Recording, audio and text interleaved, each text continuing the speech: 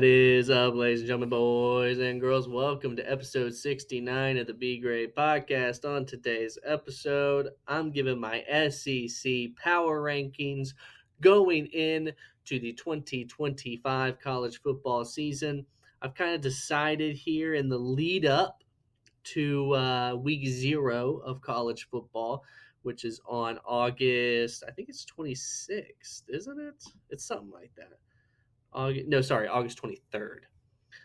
That's when week 0 is. So we have, let's see how many weeks we got. We got this week, we got this week, and then 2 more weeks after it. So I'm going to kind of do the Power 4 conferences, the power rankings in these next few episodes leading up to week 0, one a week, obviously. And then once, I think the week after week 0, is when we'll go back to 2 episodes a week. So yeah, we're going to start with the SEC though, 1 through 16. I feel good about this power ranking. We'll start from 16 and we'll go to 1. Okay.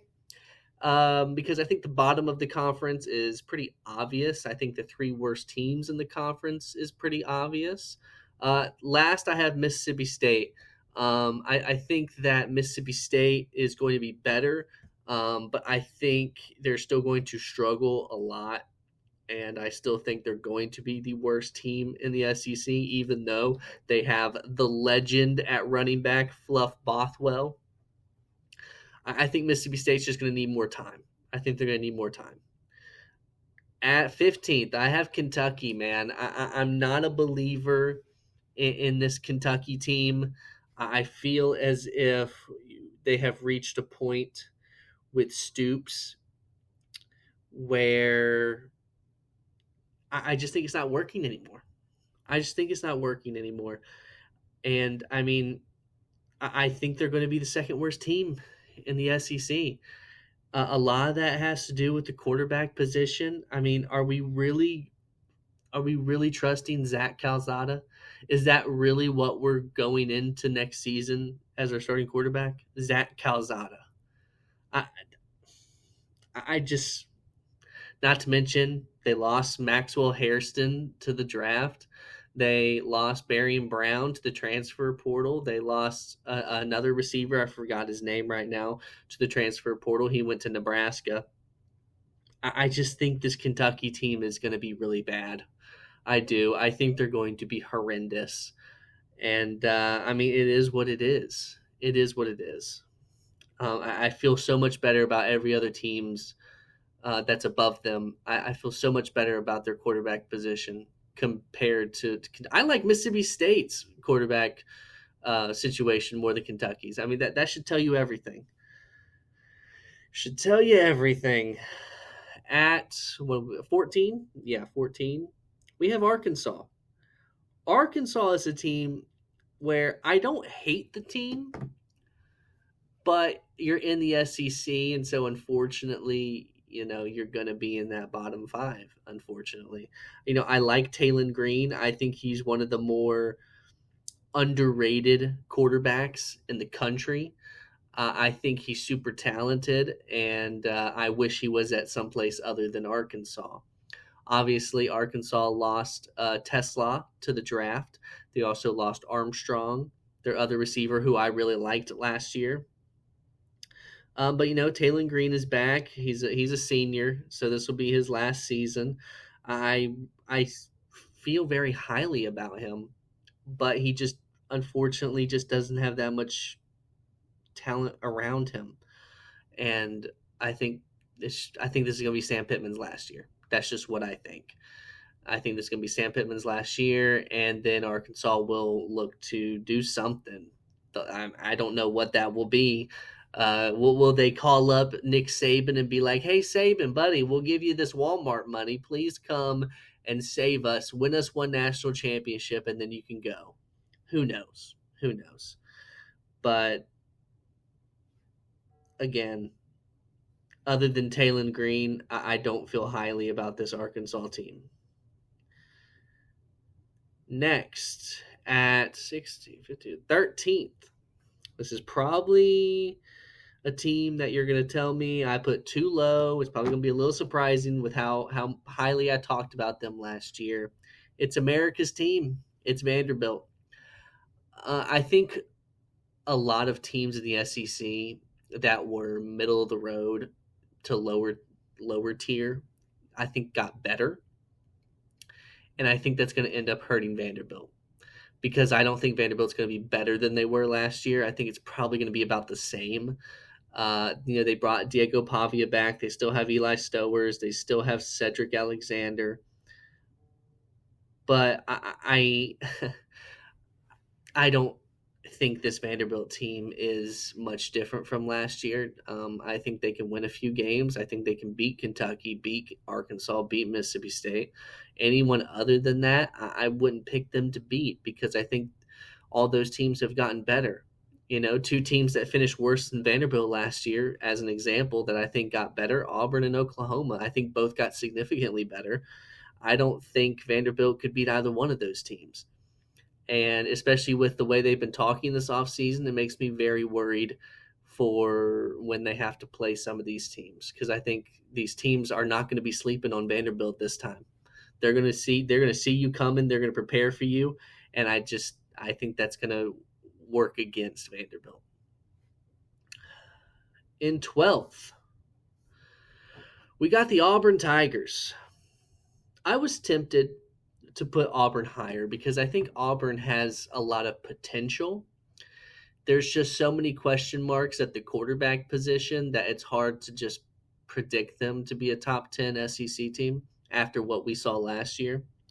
I love their wide receiver room with Cam Coleman and Eric Singleton Jr. I think those two are amazing.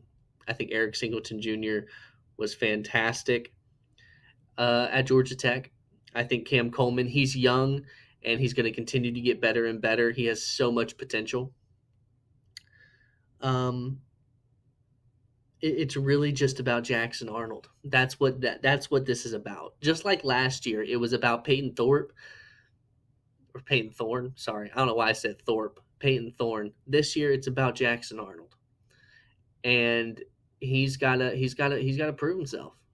He's got to prove himself. If he's bad, Auburn will be bad. If he's good, Auburn will be good. That's how it's going to go. Um, I just think in the SEC this year, I think Jackson Arnold will be okay, which I think means Auburn will be okay, which I think lands them as the 12th best team in the SEC. I think Auburn will make a bowl game. I think they can win 6 or 7 games. I don't see much more than that. I'm not that worried about the defense. Auburn seems to have a pretty good defense every single year. So it's really just about that quarterback position. How far will Jackson Arnold be able to take them? At 11, I got the Missouri Tigers. Missouri's a hard one to rank every year because there's some years where you think they're going to be really good and they're just mid, and then other times you think, oh, Missouri, they're not going to be that good this year, and they end up being a top 5 SEC team. This year, I think they're going to be mid. That's what I think. They bought in Pribula, however you say that last name, backup quarterback at Penn State to be their starter. I think he has potential. I just we haven't really seen him play much. That's the thing. They brought in Ahmad Hardy to be their running back. They did lose, obviously. Oh my gosh, I can't believe I just forgot his name. Luther Burden. There we go. I literally just went blank right there. Obviously, they lost Luther Burden. They lost their tackle Armand Membu. Um, but Drink seems to find a way to have this team be very competitive, no matter who they're playing every single year. And this year, I just think they're going to be a middle of the road SEC team. That's where I see them. But if Bo Pribula can be better than we expect, then maybe this team can do something. But I don't see them as much of a threat, really. At 10, we're getting into the top 10 here for the SEC power rankings. Who do I have at 10? This is where you start getting into good teams, in my opinion. Okay, Mississippi State, Kentucky, terrible teams in my opinion. Arkansas, Vandy, they're I would say they're meh. Auburn and Missouri are like they're your mid teams. Now you're starting to get into pretty good teams. At 10 I have Tennessee. Keep in mind, if Tennessee's quarterback was still Nico, I would have them higher than 10. I would probably have them probably sitting around 6 or 7. They'd be higher than 10 though, but they're not because they don't have Nico there anymore. Nico, can I try and see if I can say his last name? Iamaliava. Ooh, I think I killed that low key. Um, they still have Chris Brazell at wide receiver. Their quarterback is obviously going to be Joey Aguilar, transfer from UCLA, where Nico just so happened to go. I think Joey Aguilar is fine. I think he's a very mid quarterback. I don't think he should be the quarterback for the Tennessee Volunteers. He sounds like someone, and he plays like someone who should be Kentucky's quarterback. Let me just put it to you like that. It's just my opinion. It's just my opinion. Okay, I'm not trying to be disrespectful. Just my opinion. They obviously have an elite corner in Jamad McCoy, but this Tennessee defense, I think, is pretty mid every single year, and I think it will be again this year, especially not having James Pierce. Um, and I think Nico leaving this team really put this team on the back foot for 2025, and I think that they're going to struggle a lot, and it's unfortunate, but it is what it is. It's just what can possibly happen in the NIL era. It just is what it is. At 9, this is when it really started to get hard for me.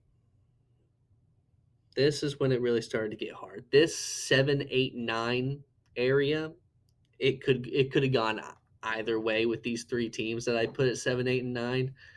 But at 9, I went with South Carolina.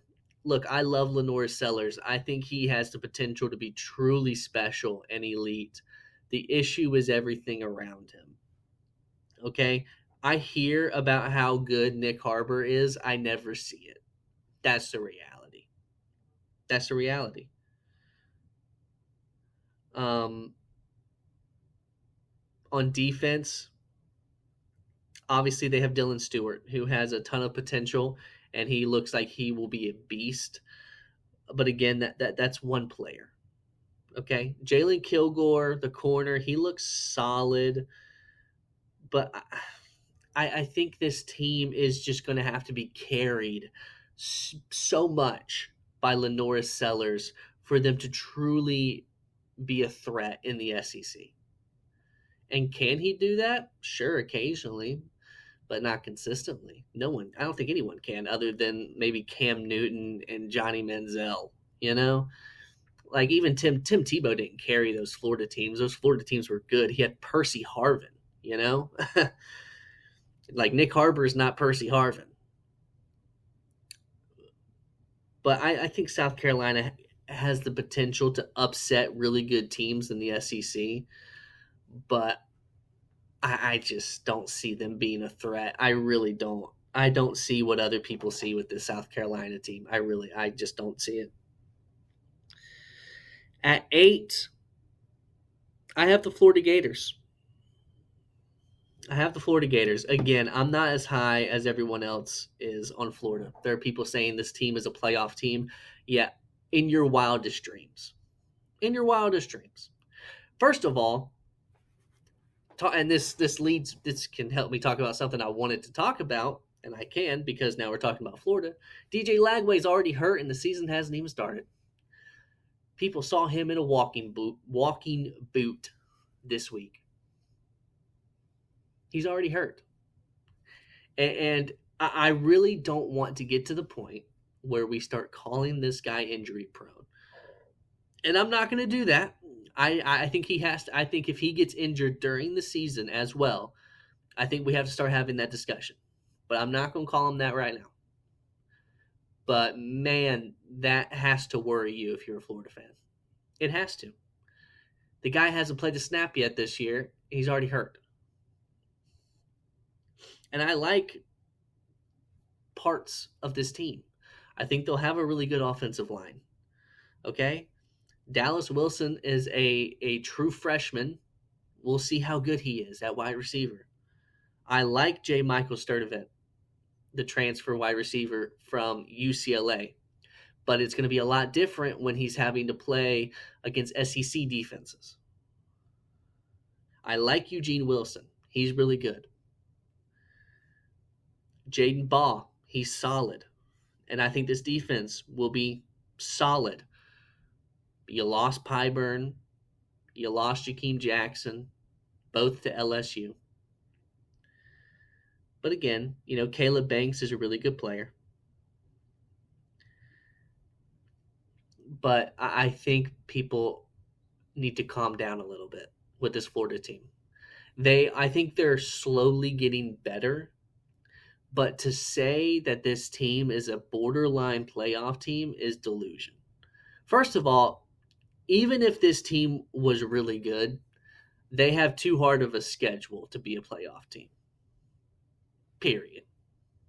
Period. End of discussion. And I think, I don't know. I think Florida has the potential to be really good. I think they have the potential. I just don't think they're going to be that yet. I don't think they have the team to be that yet, personally. What are we at?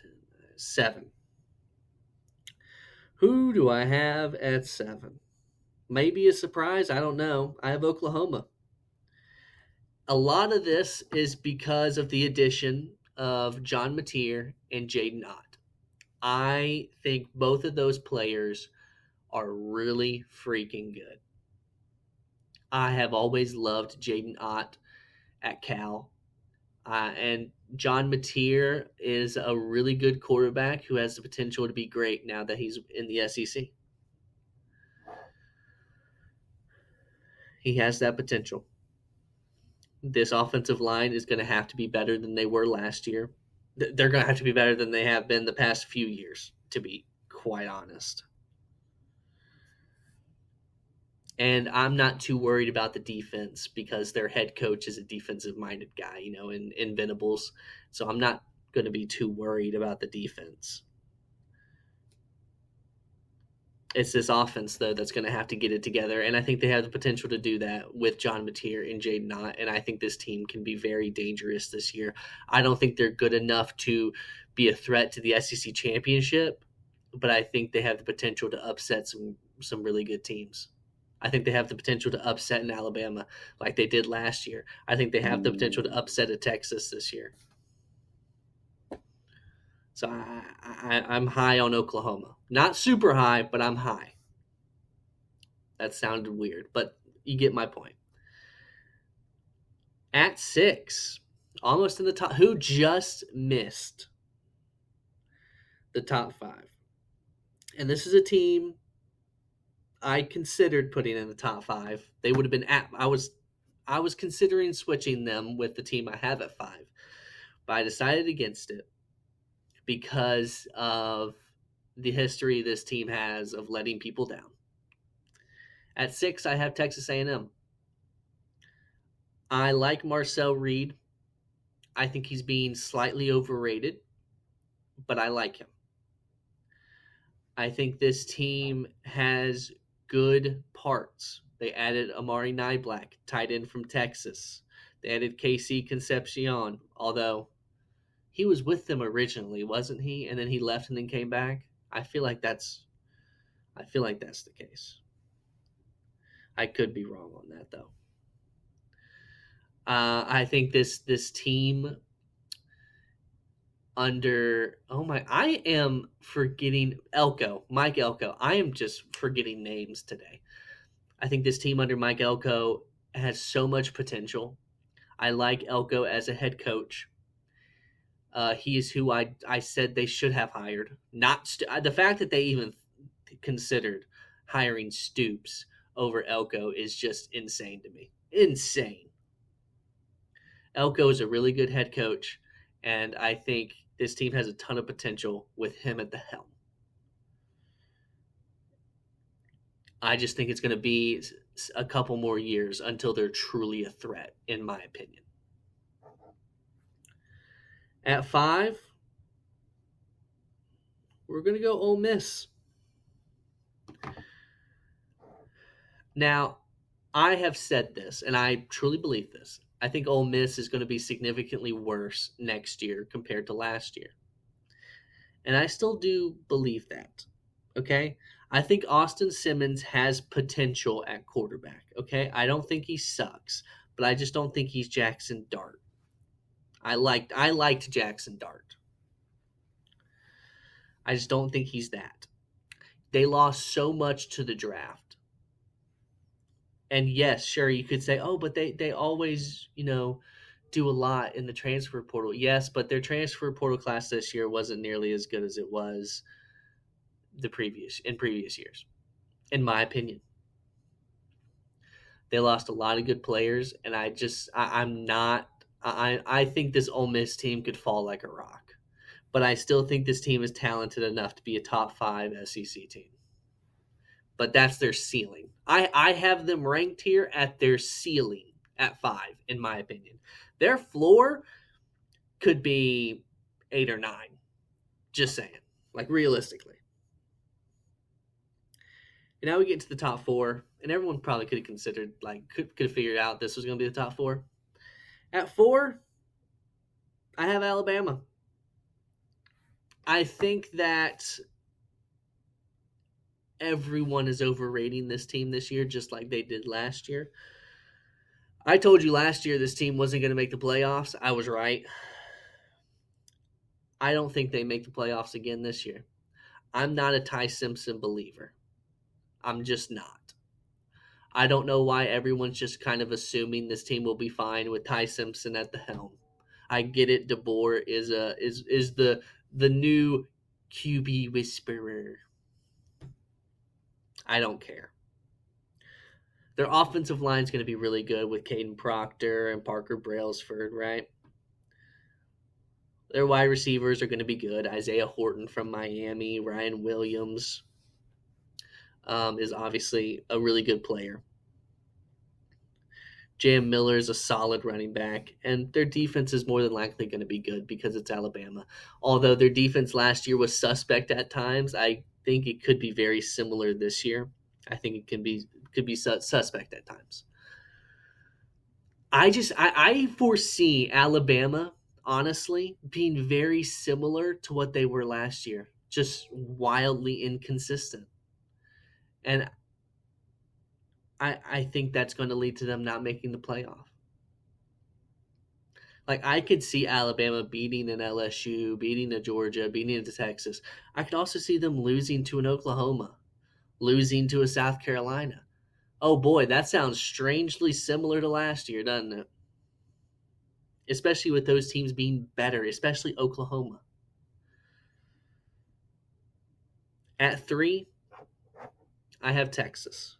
And if you know me at all, how these last 4 go shouldn't surprise you. Texas is at 3. I know this is just blasphemy that I put the almighty Arch Manning at 3. It's just blasphemy. I think this team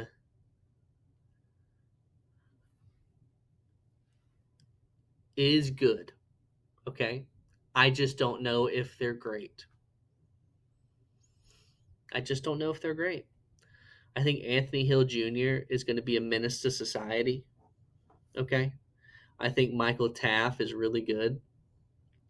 I think Arch Manning is going to be a good quarterback.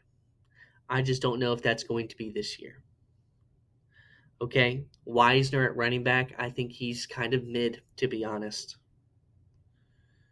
Their offensive line, I think, is fine, although they lost 2 offensive linemen to the draft. Ryan Wingo is a solid wide receiver. I just don't think they're as good. I just don't think they're as good. That's just my opinion from what I see. From what I see, I think it's still going to be. Uh, I think it's going to be kind of similar to last year with Texas. I think that they have the potential to beat anybody. I just don't trust Sark's fourth quarter coaching and fourth quarter play calling, especially in big moments in big games. He has proven time and time again he struggles in those moments. And especially now with a guy in Arch Manning who this will be his first year truly starting, I just don't see it. I just don't see it. At 2, I have LSU. And I'm not going to spend a lot of time on this because if you listened, you know why. LSU is 2. You know how I feel about this team, and you know how embarrassed I will be if they don't make the playoffs. I will probably retire.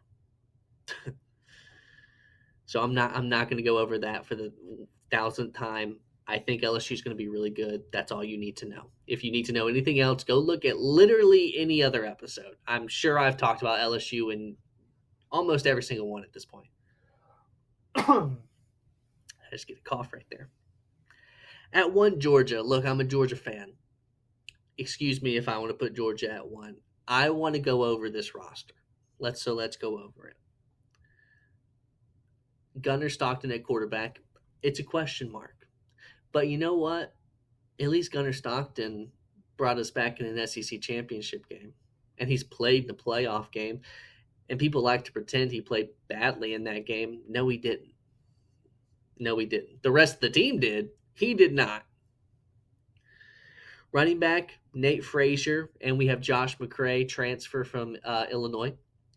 A little 1-2 punch. Nate Frazier's more of the speed. Josh McCray's more of the power. It'll be your typical 1-2 punch that Georgia likes to do. Nate Frazier should get the majority of the carries. I think Nate Frazier has the chance to be the next great Georgia running back. He, number 1, though, needs to stop fumbling. And number 2, the offensive line needs to block for him. Please and thank you. And I also think it'll help them that we have Gunnar at quarterback who is a threat to run. Tight end, Oscar Delp and Lawson Lucky, the same as it was last year. Oscar, to me, he needs to show up more. There were times last year where he was practically invisible and didn't exist. And maybe that's not his fault. Maybe that's Carson's fault. Maybe that's Bobo's fault. I don't know. But we got to figure it out. Lawson Lucky, though, was very good last year. He was better than Oscar last year. So the offensive line, it will be interesting. Drew Bobo will be our starting center. Monroe Freeling should get the start at tackle along with Ernest Green, who Ernest Green's very hit or miss for me. Monroe Freeling, I like. Micah Morris at guard and probably Daniel Calhoun at guard. I think the offensive line has potential to be better, but I think that's because the offensive line last year was very disappointing and very mediocre at times. Because I think we had good players on the offensive line. They just didn't seem to work well together. That was the problem. Wide receiver, it's a major upgrade. It's a major upgrade. Colby Young is coming back. He didn't play most of the season due to off-the-field stuff. We obviously brought in Noah Thomas and Zachariah Branch, who I can't wait to see play in Georgia uniforms. Dylan Bell, my arch nemesis, is still on this team, but it is what it is. London Humphreys is back as well, as is Sokovie White. So I think that's a really solid wide receiver room. We just got to get them the ball. And they need to catch it. That would help too. Defensively, I think we're really good. On the defensive, I worry a little bit about the defensive line, just like I have the past couple of years. I've worried about the defensive line ever since we lost, Nolan Smith and Jalen Carter and Jordan Davis. But, obviously those guys don't just fall off of trees. I like us bringing in Elo Mendozi from Army. I think he has potential to be really good for us. Kristen Miller needs to shine for us this year at defensive tackle. He has so much potential. Jordan Hall at nose tackle. We'll see how he plays. He's a redshirt sophomore. He's a younger guy. Gabe Harris Jr. I think flashes. I think he has flashes of greatness at defensive end, but we'll see how he can do with a bigger workload. Our linebackers, I'm always going to be confident in our linebackers. Georgia is linebacker U at this point. We breed them at this point. C.J. Allen and Raylan Wilson, same two guys we had last year. C.J. Allen continues to get better and better, and he feels like a mini Roquan at this point. Corners, boy oh boy, should this be interesting, huh? Obviously, Dalen Everett's coming back, which is really good for us. He showed so much improvement last year. I was so impressed with him, and hopefully he just continues to get better for this upcoming season. Daniel Harris, it'll be between Daniel Harris and Ellis Robinson, the fourth for the other corner spot. Just give it to whoever you think is the better player. I'm always going to be worried about that position. Daniel Harris did get better as the year went on, which I liked, um, but he still does worry me a little bit. Janelle Aguero as kind of he's like a hybrid safety corner. He's like your Javon Bullard. Um, I think he has a lot of potential. He's a hard hitter, which I like. KJ Bolden at free safety. He's a stud. He's a stud. He's the next Malachi Starks. He's going to continue to get better and better. He's a stud. And then it's really just about the other safety position. It's probably going to be between Zion Branch, Zachariah's brother, who I've heard has shown a lot of promise so far, and Ja'Cory Thomas. I don't know much about Ja'Cory Thomas, so we'll kind of have to see. I like this Georgia team. I think they are a national title contender. This team just is going to have to continue to improve as the season goes along. But that's my SEC power rankings. Next week, who should we do next week? I think we'll do the ACC next week. We'll do the ACC next week, then the Big 12, and then the Big 10. I hope you have an amazing day. Don't forget to go out there and be great.